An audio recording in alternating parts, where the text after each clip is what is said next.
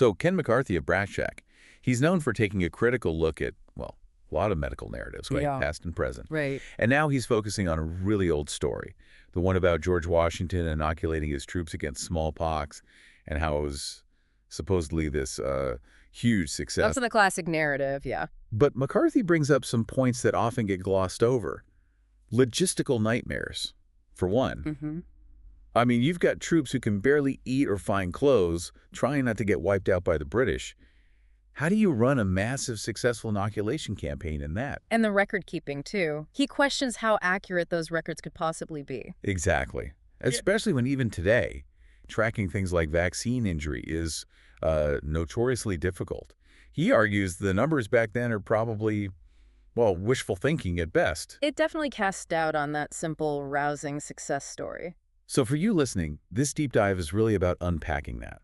We want to look at the official story, sure, but also these critical questions McCarthy and others raise. Yeah, to try and get to a more, let's say, nuanced truth behind this really iconic moment in American history. Okay, so let's start with that official version. Where does it actually come from? Well, a lot of it stems directly from Washington himself. There's his general order from February 5th, 1777, Right. and a letter from March 12th, ordering new recruits be inoculated. These were printed, circulated, they got out there. And then Parson Weems, right? Yeah. Slock Weems. Exactly.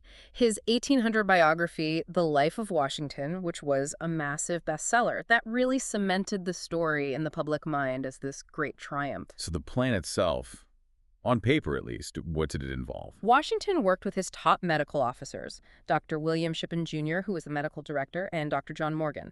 They recommended the Dimsdale method. Which was a type of variolation, not vaccination as we know it now. Correct. Variolation deliberately infecting someone with a hopefully milder form of smallpox using pus from an infected person.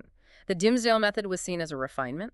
It involved a very small incision, careful selection of the donor material, and also these preparatory purges, supposedly gentler ones. Gentler purges, we'll come back to that.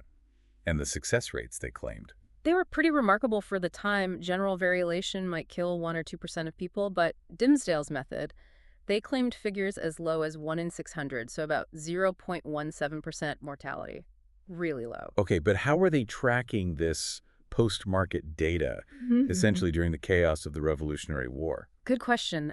The narrative points to pamphlets published by doctors involved, like Zabdiel Boylston back in Boston earlier and Thomas Dimsdale himself. Okay. Plus, supposedly, Continental Army medical records. Dr. Shippen sent monthly reports to Washington, and some of those are said to survive in the National Archives.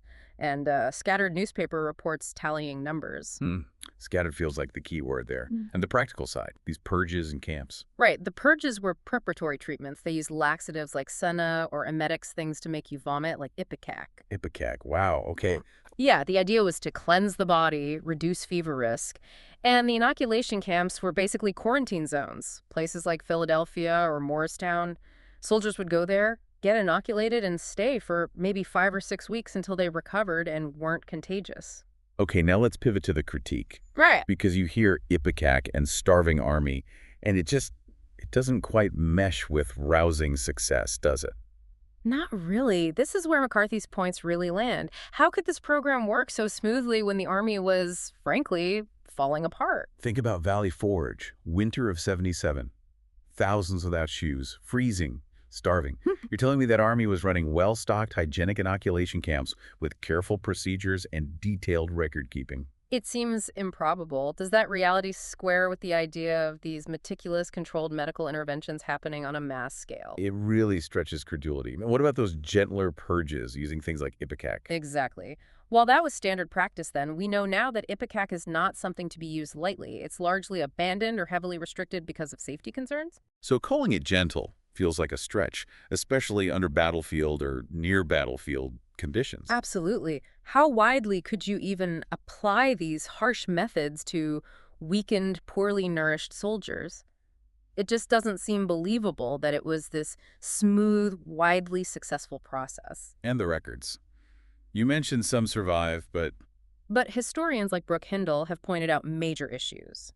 Inconsistent results reported, documentation that's spotty at best, and likely biased by the inoculators who wanted to show success. Right, you'd want to look good for the general. Precisely. And the surviving Army medical returns. They're known to be incomplete. Many records were probably lost, destroyed, or maybe never even accurately kept in the first place. Plus, this wasn't some universally loved idea back then, was it? Variolation itself. No, not at all. It was hugely controversial. You had civilians, clergy, even doctors debating it fiercely. Was it playing God?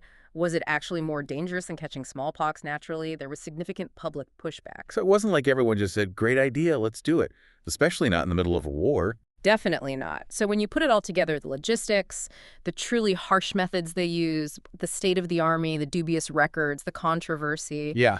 the official narrative starts to look less like a factual report and maybe more like, well, like you said, wishful thinking. Maybe a story shaped to boost morale, to please Washington, rather than a reflection of a messy, difficult, and likely much more limited reality. It makes the rousing success part just seem not believable.